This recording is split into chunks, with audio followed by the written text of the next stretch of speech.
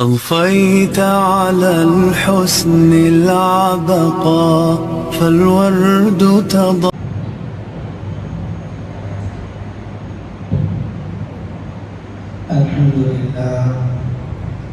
الحمد لله نحمده ونستعينه ونستغفره ونؤمن به ونتوكل عليه ونعوذ بالله من شرور أنفسنا ومن سيئات أعمالنا.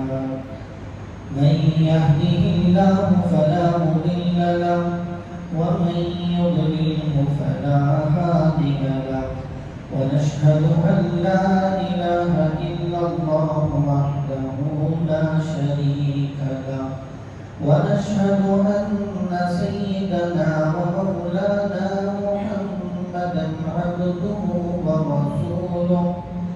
أما بعد فقد قال النبي صلى الله عليه وسلم: يوشك أن يأتي على الناس زمان لا يبقى من الإسلام إلا اسمه ولا يبقى من القرآن إلا رسمه.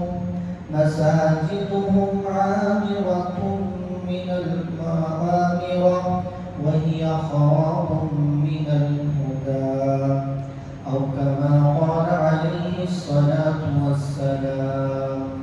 اللهم صل على سيدنا محمد وعلى آل سيدنا محمد وبارك وسلم. معزز سامعین کرام، بزرگان محترم، عزیزان ملت، ابھی میں نے آپ حضرات کے سامنے ایک حدیث مبارکہ کا کچھ حصہ پیش کیا ہے، جس میں میرے اور آپ کے آقا نبی کریم جناب محمد رسول اللہ صلی اللہ علیہ وسلم نے اللہ کی طرف سے جو علم، جو معلومات آپ کو عطا کی گئی تھی، اس کی روشنی میں یہ پیشین گوئی دی ہے: یأتی علی الناس زمان لا یبقى من الاسلام الا اسمه. عنقریب لوگوں پر ایک زمانہ ایسا آنے والا ہے کہ اسلام کا صرف نام باقی رہ جائے گا، صرف چند رسم و رواج اور روایتوں کا نام اسلام رہ جائے گا، اس کی اصل حقیقت لوگوں سے گم ہو جائے گی.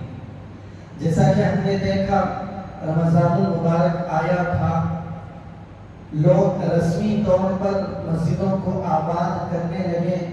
جس مسجد کو دیکھو، جس مصلی کو دیکھو، پورے طور پر بھرا ہوا ہے. مسجد میں اگر نماز پڑھنا ہے تو لوگوں کو وقت سے پہلے آنا پڑتا ہے. مسجد سے نکلنا ہو تو لائن لگ جاتی ہے، قطار لگ جایا کرتی تھی. وضو خانوں پر، استنجا خانوں پر لوگوں کی بھیڑ ہوا کرتی تھی. یہ رسمی طور پر رمضان میں لوگ مسجد کی طرف آ رہے تھے. جب رمضان ہم سے رخصت ہوا تو پھر وہ سارے لوگ جو رسم کے طور پر مسجد آ رہے تھے ویسے ہی مسجدوں سے خالی ہو گئے، نکل گئے. کسی نے کتنی پیاری ایک امیج بنائی ہوئی تھی، ایک مسجد ہے کچھ بڑی ہے جس کے اندر مصلی پر ایک امام صاحب کھڑے ہوئے ہیں اور 3 افراد پیچھے مصلی ہیں. نیچے لکھا ہوا ہے رمضان آیا تھا، مہمان رمضان میں مسجد میں موجود تھے، مہمان گیا، مسجد میں صرف میزبان باقی ہے. رمضان مہمان تھا تو مہمان کے ساتھ بطور مہمان کے مسلمان آئے ہوئے تھے. جب مہمان چلا گیا تو وہ مہمان بھی گئے. جو میزبان تھے، پورا سال پڑھنے والے اصل نمازی تھے، وہ مسجد میں باقی رہ گئے. اگر واقعتاً میں اور آپ حقیقی اسلام کو فالو کرنے والے ہوتے تو اسلام نے کبھی یہ نہیں کہا کہ بھئی سہولت ہو تو نماز پڑھ لینا، اگر تمہارے پاس گنجائش ہو تو نماز پڑھ لینا ورنہ کوئی بات نہیں ہے. اسلام کبھی نہیں کہتا. اسلام کی تعلیم تو یہ ہے، نبی صلی اللہ علیہ وسلم نے رہتی دنیا تک کے لیے نماز کے بارے میں کیا سبق دیا۔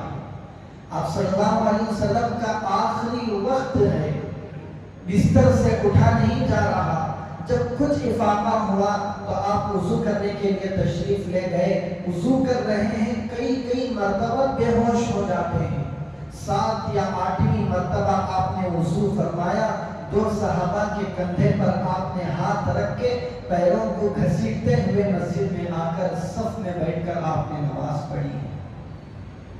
یہ اللہ کے نبی صلی اللہ علیہ وسلم کی اسلام کی تعلیم ہے نماز کے بارے میں۔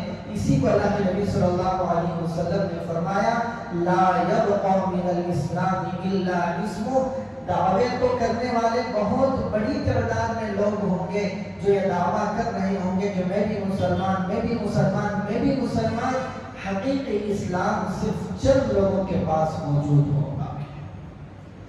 آگے میرے اور آپ کے آقا رسول اللہ صلی اللہ علیہ وسلم نے فرمایا، لا یبقى من القرآن الا رسمہ، بعض باتوں میں الا حرف، کہ قرآن پاک کے صرف حروف باقی رہ جائیں گے، اس کی اصل روحانیت لوگوں سے نکل جائے گی۔ حروف پڑھے جا رہے ہیں، سنا جا رہا ہے قرآن پاک کو۔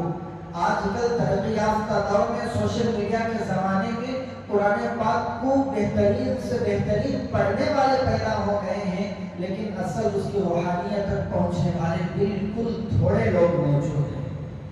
اور قرآن پاک کے حروف بھی صرف اپنی ضرورت کے لیے دکان کا افتتاح ہوا، مدرسے کے چند بچوں کو لا کر بٹھا کر وہاں پر قرآن خوانی کروا دی گئی، میرا نیا گھر تعمیر ہوا، بچوں کو بٹھا کر قرآن خوانی کروا دی گئی، صرف مرنے والوں کی میت پر افتتاح کے لیے دکانوں پر پڑھنے کے لیے ہم نے قرآن پاک کو رکھ لیا ہے۔ قرآن پاک کو ہم اپنی زندگی میں اتارنے کے لیے کبھی تیار نہیں۔ تو یہ نبی صلی اللہ علیہ وسلم کی پیشین گوئیاں ہیں۔ آگے اللہ کے نبی صلی اللہ علیہ وسلم نے فرمایا، مساجدہم عامرۃ وہی خراب من الہدی، بالکل 100% سچی بات نبی صلی اللہ علیہ وسلم نے فرمائی۔ اس زمانے کی جو مسجدیں ہوں گی بالکل آباد ہوں گی، بڑی بڑی مسجدیں، لمبی لمبی صفیں ہوں گی، اور خوبصورت خوبصورت عمارتیں ہوں گی، ماربل لگایا ہوا ہوگا، بڑے بڑے لمبے لمبے مینارے ہوں گے، مسجد کی استنجا خانے بھی بڑے بڑے مالداروں کی گھر کی طرح خوبصورت بنائے جائیں گے۔ مساجدہم عامرۃ، بڑی خوبصورت مسجدیں آباد نظر آئیں گی۔ وہی خراب من الہدی، مسجد سے جو اصل حقیقی چیز ملنے والی ہے ہدایت، اس ہدایت سے مسجدیں خالی رہی۔ آئے 2 رکعت نماز پڑھے، مسجد سے نکل گئے، اگر کچھ کام کرنا ہے تو دنیا کی باتیں مسجد میں ہوں گی، جا کر دیکھیں مساجد میں عورتوں کے لیے جھگڑے چل رہے ہیں۔ اللہ کا گھر، میں اور آپ جھگڑ کر اس کو عدالت کی کوٹھریوں تک لے جا کر مسجد کو کھڑا کر دیتے ہیں۔ وہی خراب من الہدی، اللہ کے نبی صلی اللہ علیہ وسلم کے زمانے کی جو مسجدیں تھیں ظاہری اعتبار سے بالکل کچی تھیں، کھجور کے تنوں پر کھجور کے پتے ڈال کر چھت بنا دیے، زمین پر کنکریاں بچھا کر اسی کو میٹ بنا دیا گیا، لیکن جو اصل ہدایت ہے ان مساجد سے نکلا کرتی تھی۔ اسی مسجد سے ہر ایک اسلام کی ضرورت پوری ہوا کرتی تھی، لیکن ہم نے مسجدوں کو اپنے عہدے کے لیے رکھ لیا اور اپنی ضروریات کے لیے رکھ لیا۔ تو اللہ کے نبی صلی اللہ علیہ وسلم نے فرمایا، مساجدہم عامرۃ وہی خراب من الہدی، یہ سب حالات پیدا ہو جائیں گے۔ ایک دوسری حدیث میں اس کا نتیجہ اللہ کے نبی صلی اللہ علیہ وسلم بیان کرتے ہیں، جس کو کئی مرتبہ آپ سن بھی چکے ہیں، کہ جب ایسے حالات پیدا ہو جائیں گے تو لوگ جو دوسری قومیں ہیں مسلمانوں پر ٹوٹ پڑیں گی، ایسے ایک دوسرے کو دعوت دیں گی جیسے بھوکے لوگوں کو ایک کھانے سے بھری ہوئی پلیٹ کی طرف بلایا جاتا ہے، دسترخوان کی طرف بلایا جاتا ہے۔ بھوکے لوگوں کو ایسے مسلمانوں کی تباہی اور بربادی کے لیے دوسری قومیں ایک دوسرے کو دعوت دے کر بلائیں۔ کیا یہ حالات آج نہیں ہیں؟ کیا ہم نے کچھ دن پہلے پارلیمنٹ کے اندر نہیں دیکھا موجودہ ظالم حکومت دوسری پارٹیوں کو دعوت دے رہی ہے، آؤ آؤ ایک بل ایسا ہمیں بنانا ہے جس کے ذریعے سے مسلمانوں کو برباد کیا جا سکے، جس کے ذریعے سے مسلمانوں کو لاچار و بے مددگار چھوڑا جا سکے، مسلمانوں کو ان کی مسجدوں سے بالکل چھڑا دیا جائے، مسجدوں سے ان کو بے دخل کر دیا جائے، اور دعوت دے رہی تھی۔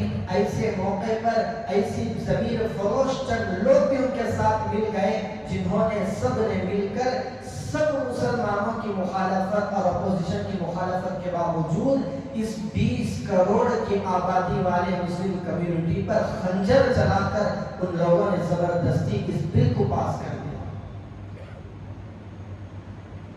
ان لوگوں کا کام ہی ہے کہ مسلمانوں کے خلاف کچھ نہ کچھ صرف ایک بھی ایسا نہیں ہے، صرف ہمارا یہی کہ کورونا نہیں ہے، ایسے دسیوں مسائل ہمارے خلاف کھڑے کیے جا رہے ہیں۔ کبھی تو زبردستی 3 طلاق کا بل لا کر تھوپ دیا جاتا ہے، کبھی تو CANRC کے نام سے ہمیں پریشان کیا جاتا ہے۔ یہ تو قانونی طریقے پر اور غیر قانونی طریقے پر کتنی طرح سے ہمارے اوپر آزمائشیں آ رہی ہیں۔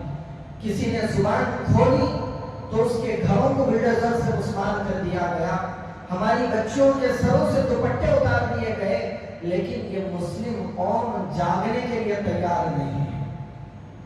بڑے افسوس کے ساتھ کہنا پڑتا ہے، جو شریر قسم کے بلکہ نچلے درجے کے مسلمان سمجھے جاتے ہیں، جو عام طور پر محلوں کے اندر آوارہ گردی کرنے والے ہوتے ہیں، ایسے موقعوں پر تھوڑا بہت وہ لوگ جاگ جاتے ہیں جو پڑھے لکھے مسلمان سمجھے جاتے ہیں، جو اپنے آپ کو ترقی یافتہ سمجھتے ہیں، یہ جاگنے کے لیے تیار نہیں ہوتے۔ کیوں؟ ان کو اللہ نے مال و دولت دے رکھی ہے، ان کو اللہ نے جائیدادیں دے رکھی ہیں، یہ اپنے مال کے کمانے میں، اپنے مطلب کے حصول میں اتنا بزی ہوتے ہیں کہ مسئلہ امت کا کوئی بھی آئے ان کے کانوں پر، سروں پر جو تک نہیں رہتی۔ اللہ کے نبی صلی اللہ علیہ وسلم نے جو فرمایا کہ قومیں تم پر ٹوٹ پڑیں گی، اس کی وجہ صحابہ نے دریافت کی، تو اللہ کے نبی صلی اللہ علیہ وسلم نے فرمایا چونکہ مسلمانوں کے دلوں میں اللہ پاک وہن ڈال دیں گے۔ وہن کی تشریح آپ نے یہ فرمائی، حب الدنیا و کراہیت الموت، یہ سب حالات اس لیے آئیں گے کیونکہ مسلمانوں کے دلوں میں دنیا کی محبت اور موت سے نفرت بیٹھ جائے گی۔ یہ دونوں لازم ملزوم چیزیں ہیں، ایک چیز آئے گی تو دوسری چیز بھی ضرور آ جائے گی۔ جب دنیا کی محبت میرے دل میں آئے گی، جب مجھے میرے ذہن میں یہ بالکل نقشہ بیٹھ جائے گا کہ مجھے اتنے روپیے کمانا ہے، اتنے اپارٹمنٹس بننا ہے، فلاں فلاں کرنا ہے، تو مجھے موت کبھی بھی پسندیدہ اور محبوب نہیں رہے گی۔ اور دین کے جس مسئلے کی، شریعت کے جس حکم کی حفاظت کے لیے تھوڑا بہت بھی موت نظر آئے گی، تھوڑی بہت میری جائیدادوں پر حالات نظر آئیں گے، تھوڑی بہت دشواری نظر آئے گی، وہاں میں اپنا جی چراتا ہوا نظر آؤں گا۔ جب کوئی بھی مسئلہ شریعت کا یا امت مسلمہ کا اٹھتا ہے تو لکھنے والے، بولنے والے مفکرین بہت سارے ہوتے ہیں۔ پہلے تو تبصرے کرنے والے، لکھنے والے بہت تھوڑے تھے، لیکن آج چونکہ سوشل میڈیا کا زمانہ ہے، ہر کوئی ویڈیو بنا رہا ہے، ہر کوئی مضامین لکھ رہا ہے، گویا کہ پوری امت میں بڑا طبقہ ایسا ہے جو امت کا درد اپنے سینے میں رکھنے والا ہے۔ جب بابری مسجد کا مسئلہ کھڑا ہوا تھا، ابھی مسجد شہید نہیں ہوئی تھی، تو دلی میں کئی سارے مسلمانوں نے کوششیں کی تھی، اس میں سے ایک کوشش دلی میں ایک میٹنگ رکھی گئی تھی کہ کیسے مسجد کی حفاظت کی جائے۔ اس وقت حضرت مولانا ولی رحمانی صاحب رحمۃ اللہ علیہ باحیات تھے، حضرت مسلم پسند اللہ گڑھ میں موجود تھے۔ حضرت بیان کرتے ہیں کہ اس وقت مشورہ ہوا، بڑی لمبی بحثیں ہوئی، لوگوں کی رائے آئی، تجویزات سامنے آئیں کہ ایسا کیا جائے، ایسا کیا جائے، ایسا کیا جائے۔ اسی دوران نماز کا وقت ہوا تو مجلس کو یہ کہہ کر تھوڑی دیر کے لیے موقوف کیا گیا کہ نماز کا وقفہ ہے، بعد میں دوبارہ مجلس شروع کی جائے گی۔ نماز کا وقفہ جیسے ہی ہوا، تھوڑی دیر کے بعد جماعت کھڑی ہوئی تو جماعت میں شریک ہونے والے چند افراد تھے، ایک بڑا طبقہ مسلمانوں کے مفکرین کا وہ تھا جو نماز کے وقفے میں چائے ناشتہ کرنے کی طرف لگے ہوئے۔ جب قوم کا فکر مند سمجھا جانے والا طبقہ ایسا ہو تو پھر امت کہاں बच सकती हैं, कहाँ उसका कोई बेहतरीन कायद मिल सकता है। तो बोलने वाले आजकल बहुत सारे हैं। जब हुकूमत की तरफ से बिल सामने लाया गया तो मुझे अपनी कानों से बहुत सारे मुसलमानों से ये सुनना पड़ा जो ये कह रहे थे, चूंकि मुस्लिम कायदीन ने, सियासतदानों ने वक्फ की जायदादों को हड़प लिया है, कब्जा कर लिया है, बेचकर खा लिया है, चलो बीजेपी ये मौजूदा हुकूमत इन लोगों की दुखती रग पर पैर रख रही है, इन लोगों के खाने का दरवाजा बन रहा है, इसलिए ये लोग चिल्ला रहे हैं, वरना तो इस बिल के जरिए से मुसलमानों के औकाफ की हिफाजत हो जाए। ये मुसलमानों की तरफ से कहे जाने वाले अल्फाज हैं। बिल आया, पास हो गया, मुकम्मल उसको कानूनी हैसियत मिल गई, लेकिन हम में से तकरीबन 80-90% अफराद ऐसे हैं जो ये तक नहीं जानते कि इस बिल के अंदर खराबियां क्या है, इस बिल के जरिए से हमें नुकसान क्या पहुंचता है, हमें क्या तकलीफ इस बिल के जरिए से पहुंचाई जा सकती है।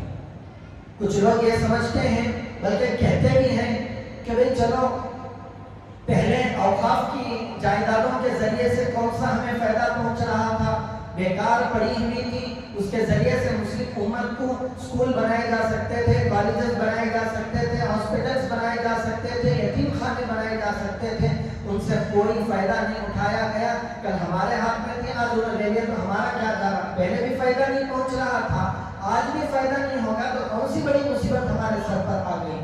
ये उन लोगों की बेवकूफ़ी, कम अक्ली, कम इल्मी की अलामत है। याद रखें, ये सिर्फ चंद खाली पड़ी हुई जमीनों पर कब्जा करने के लिए बिल नहीं लाया गया। मुल्क के अंदर लाखों मसाजिद ऐसी हैं जो वक्फ बोर्ड की जमीन पर बनी हुई हैं, लाखों मदरसे ऐसे हैं जो वक्फ बोर्ड से मुंसलिक हैं। जब ये बिल पूरे तौर पर कानूनी तौर पर हावी हो जाएगा, इसके ऊपर अमल शुरू हो जाएगा, तो एक एक मदरसे की जांच के नाम पर कई कई हजार लाख मदारिस रद्द कर दिए जाएंगे। अभी ये बिल पास हुआ था 2-3 अप्रैल को, अभी इसको कानूनी हैसियत नहीं मिली थी, उसी वक्त यूपी के अंदर कई मदरसों की जांच शुरू हो गई। मदरसों में हुकूमती कारिंदे पहुंच रहे हैं, जांच कर रहे हैं, बताओ तुम्हारे पास कितनी जमीन है, उसके कागजात दिखाओ, किसने वक्फ किया था, कितने साल से मदरसा चल रहा है और इसकी आमदनी कहां से, पूरे तौर पर जांच शुरू कर दी गई। और हमें मालूम नहीं, हम पूरे मुल्क के हालात पर नजर नहीं रखते। उत्तराखंड के अंदर कई गालिबन 8700 के करीब मसाजिद को ताले लगा दिए गए। क्यों? क्योंकि उन्होंने कागजात नहीं दिखाए थे। कई कब्रिस्तानों को ताले लगा दिए गए, ये कह दिया गया कि यहाँ पर तुम अपने मुर्दों को लाकर दफन नहीं कर सकते। जिंदों को तो सता ही रहे हैं, अब मुर्दों को भी ये लोग छोड़ने के लिए तैयार नहीं है। तो याद रखें, जब खाली पड़ी हुई जमीनों को कब्जा करने के लिए यह बिल नहीं लाया गया, बल्कि हम लोगों को खास कर मदारिस से बेदखल करने के लिए, मस्जिदों को छीनने के लिए यह बिल लाया गया। हम इसकी गहराई को नहीं समझते। मिसाल के तौर पर उसके अंदर एक जो चीज़ है वक्फ बाय यूजर, मैंने इसकी तशरीह कुछ महीने पहले भी की थी जब ये बिल शुरू में आया था। वक्फ बाय यूजर यानी एक जमीन है, एक जगह जिस पर कई सालों से मस्जिद बनी हुई है, तो वक्फ बाय यूजर के तहत इस मस्जिद, इस जगह को मस्जिद ही की करार दिया जा सकता था। अब इसको खत्म कर दिया गया और ये अब कहा जाने लगा कि तुम्हारी मस्जिद है, तुम्हारा मदरसा, तुम्हारा कब्रिस्तान, यतीम खाना, तुम्हें वहाँ के कागजात दिखाने पड़ेंगे। अगर कागजात नहीं है तो फिर उसके ऊपर मुकदमा चलेगा, वो जो भी होगा आगे की कार्रवाई होगी, छीन ली जाएगी। अब कहाँ से लाएं 500, 600, 700 साल पुरानी मस्जिदों के कागजात? कौन लाएगा? कहाँ से लाएंगे? इसी तरह कई इसके अंदर शिक्कें ऐसी हैं, आप पढ़े लिखे अफराद हैं, बैठकर मुस्तकिल 1-2 घंटे निकाल कर इसको पढ़ें। मौलाना खालिद सैफुल्लाह रहमानी साहब दामद बरकातुहू ने इसके अंदर पैदा होने वाले नुकसानात पर एक मुस्तकिल 4-5 सफ़ा पर एक मजमून लिखा है। आप उसको पढ़ें, पता चलेगा कि इसके अंदर कितनी खराबियां हैं, क्या क्या नुकसानात इसके जरिए से हो सकते हैं।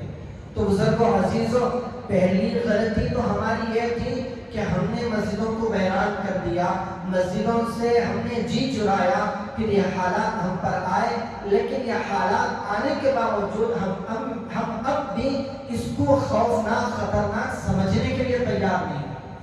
جب میں اور آپ یہ نہیں سمجھیں گے کہ اس کے ذریعے سے نقصان ہونے والا ہے، تو پھر ہم اس سے بچنے کی کیا تدبیر کر سکتے ہیں؟ کیا کوئی طریقہ لائحہ عمل ہم تیار کر سکتے ہیں جب ہم اس کی خطرناکی کو سمجھنے کے لیے تیار نہیں ہیں؟ تو اس لیے ہم خود بھی سمجھیں، غور کریں، اپنے بچوں کو، محلے والوں کو اس بات سے واقف کرائیں۔ خواہ مخواہ کے لیے پروپیگنڈا کروایا جاتا ہے کہ بھئی وقف کے جو قوانین ہیں اس میں سے ایک قانون ہے کہ وقف بورڈ جہاں کہیں بھی جا کر جس زمین پر بھی یہ دعویٰ کر دے کہ یہ وقف کی زمین ہے تو اس کو وقف بورڈ کے حوالے کر دیا جائے۔ بالکل فضول بیکار کا پروپیگنڈا ہے جو آج کل میڈیا کے ذریعے سے پھیلایا جا رہا ہے۔ حکومت بل پاس کرنے کے بعد چونکہ لوگوں کو پازیٹو ذہن بنا لینا چاہتی ہے، اس لیے میڈیا کے ذریعے سے وقف کی غلطیوں کو، وقف کے ذریعے سے ہونے والے نقصانات بنا کر لوگوں کے سامنے پیش کیے جا رہے ہیں۔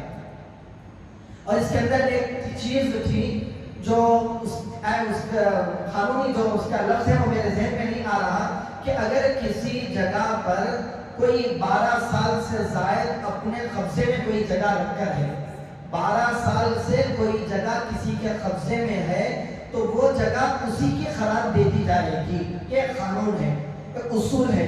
اس اصول سے وقف بورڈ کو الگ کیا گیا تھا کہ وقف بورڈ کی زمین پر کوئی کتنے ہی سالوں سے قبضہ جمائے بیٹھا ہو تو وقف بورڈ کو اختیار تھا کہ جا کر مقدمہ دائر کر کے اس کو واپس لے سکتا ہے۔ اب اس کو ختم کر دیا گیا۔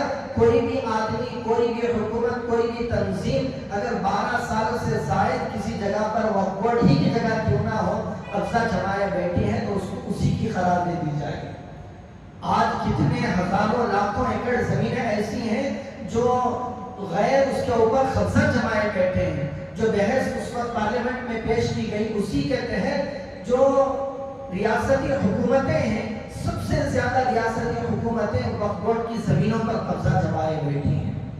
اب چونکہ کئی سال اس پر گزر چکے، اب قانونی حیثیت سے ان جگہوں کو انہی کے حوالے کر دیا جائے گا۔ اب فیصلہ مقدمہ لے جانے کی بھی وقف بورڈ کو اختیارات دے رہے ہیں یہ اس بل کے تحت۔ اسی طرح سب سے ایک اور خرابی اس کی جو کمیٹیاں ہوتی ہیں، 11 افراد میں سے 2 افراد کو لازمی طور پر غیر مسلم ہونا قرار دے دیا گیا اور مزید 5 افراد اس میں غیر مسلم ہو سکتے ہیں۔ یعنی 11 میں سے 7 افراد غیر مسلم ہوں گے، 4 مسلمان ہوں گے۔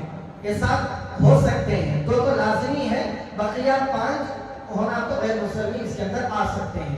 اب اس کے اندر جو ایک کمیٹی بنائی جائے گی، وقف بورڈ اپنی طرف سے بناتا تھا، اب حکومت یہ کمیٹی بنائے گی، اس کے اندر غیر مسلموں کو داخل کرے گی، اور جو رہے 4 مسلمان ہیں وہ بھی حکومت اپنی طرف سے جو اپنے چمچے ہوں گے ان لوگوں کو لا کر بٹھائے گی۔ آپ نے سنا ہوگا وہاں پر لڑنے والے پارلیمنٹ میں کھڑ کر شیروں کی طرح للکار رہے ہیں، قوم کے نوجوان سڑکوں پر بیٹھ کر دھرنے دے رہے ہیں۔ ایسے موقع پر قوم کے سمجھے جانے والے چند قائد، چند نمائندے بیٹھ کر کہہ رہے ہیں، دعائیں دے رہے ہیں، فلاں ہمارے ملک کے وزیر اعظم کو اللہ سلامت رکھے، انہوں نے اس قانون کو لا کر ہمارے اوقاف کو تحفظ فراہم کیا۔ یہ میڈیا پر بیٹھ کر بیان دے رہے ہیں۔ ایسے چند چمچوں کو حکومت پکڑے گی اور بقیہ 4 مسلمانوں کی جگہ تھی، ایسی جگہ پر ان لوگوں کو لا کر بٹھا دے گی۔ اب پوری اوقاف کی جائیداد ان لوگوں کے حوالے۔ اب جس کو یہ مسجد قرار دیں گے وہ ہماری مسجد ہے، اور جس جگہ کے بارے میں یہ لوگ کہیں گے کہ یہ مسجد نہیں ہے تو پھر وہ حوالے کر دی جائے۔ ان دنوں میں ایک پرانی کتاب کا ایک کاغذ وائرل ہو رہا تھا جس میں یہ بات لکھی ہوئی تھی، جب اندلس کے اندر انقلاب آیا، اس غیر مسلم طاقتیں وہاں پر مسلمانوں پر ظلم کرنے لگی، تو سب سے پہلا قدم مساجد کے خلاف انہوں نے جو اٹھایا وہ یہی اوقاف کے خلاف انہوں نے قانون پاس کیا کہ جو مساجد مدارس کی زمینیں ہیں ان پر زیادہ ٹیکس ان لوگوں نے عائد کر دیا۔ اب جب اتنا زیادہ ٹیکس وہاں پر مسجدوں پر، مدرسوں پر کوئی بننے والا نہیں تھا، تو پھر اس ٹیکس پر سود چڑھاتے اتنا لاکھوں کروڑوں کا ٹیکس بن گیا، پھر وہ مسجدیں ان کے قبضے میں لے لی نہیں۔ اگر کوئی آدمی مسجد پر عائد، مدرسے پر عائد ٹیکس بندنا چاہتا، ٹیکس ادا کرنا چاہتا، تو فوراً حکومت انکم ٹیکس وہاں پر پہنچ جاتی کہ بھئی تو مسجد کا ٹیکس بن رہا، لا دکھا تیری جائیداد کتنی ہے کہ تو مسجد کا ٹیکس بننے کے قابل ہو گیا۔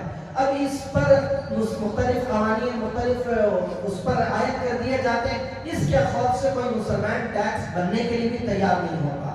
جو مسلمانوں کے پاس مسجدیں نہیں رہیں، جہاں پر ہفتے میں ایک مرتبہ جمع ہو کر مسلمان دین کی کچھ باتیں سن لیا کرتے ہیں، نمازیں ادا کر دیا کرتے ہیں، اس سے بڑھ کر جو قوم کی حفاظت کے لیے مدارس کا کردار بہت بڑا ہے۔ ہم یہ سمجھتے ہیں چونکہ مسلمانوں کا بہت بڑا طبقہ مدارس سے دور ہے، ہم یہ سمجھتے ہیں مدارس ایسے قرآن پڑھنے کی جگہ، یاد رکھیں آج اسلام صحیح حالت میں ہمارے سامنے موجود ہے تو یہ ہمارے مدارس کی دین ہے۔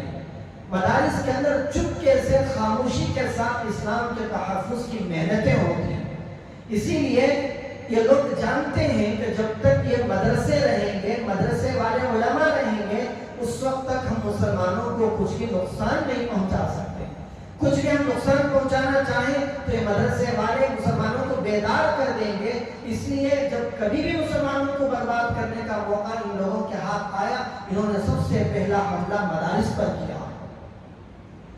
ترکی میں کمال اتاتürk کا جب تسلط ہوا، وہ منافق جب مسلمانوں پر حاوی ہوا، اس نے کیا کیا؟ مدارس کو ختم کیا۔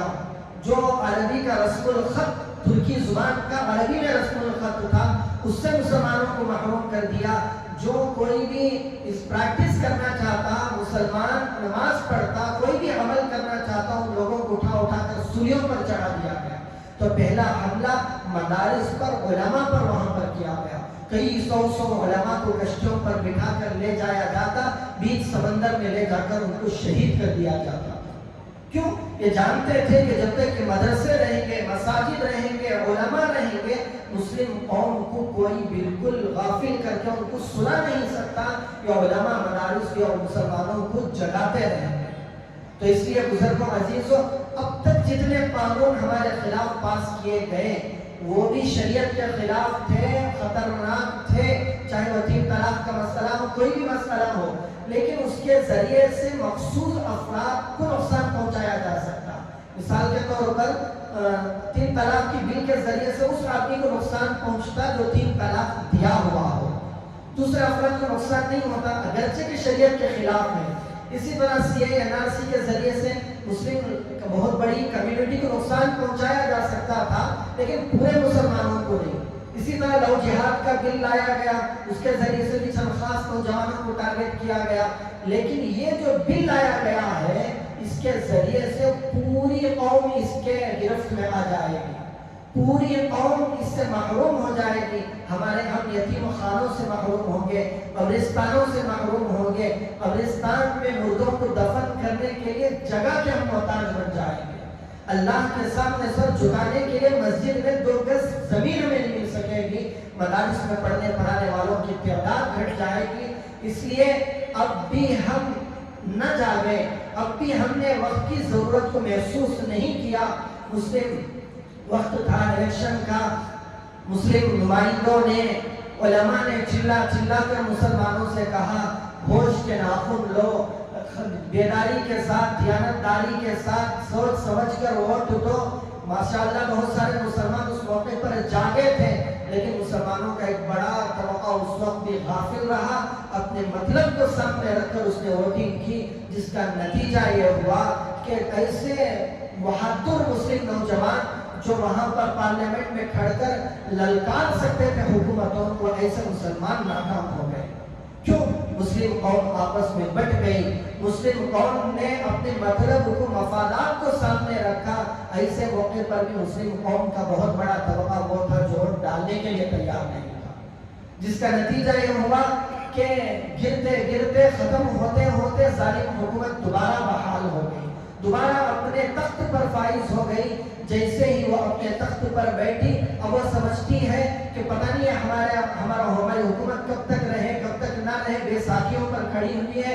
جب تک رہیں گے پوری طاقت کے ساتھ جو کچھ ہمارے کام ہے جلد سے جلد ہمیں نمٹا دینا ہے.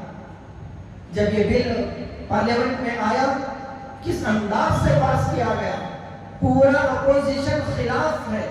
رات 1 بجے تک 2 بجے تک وہاں پر بحثیں ہو رہی ہیں. 4 بجے تک وہاں پر بیٹھ کر فوراً بل کو پاس کیا جا رہا ہے.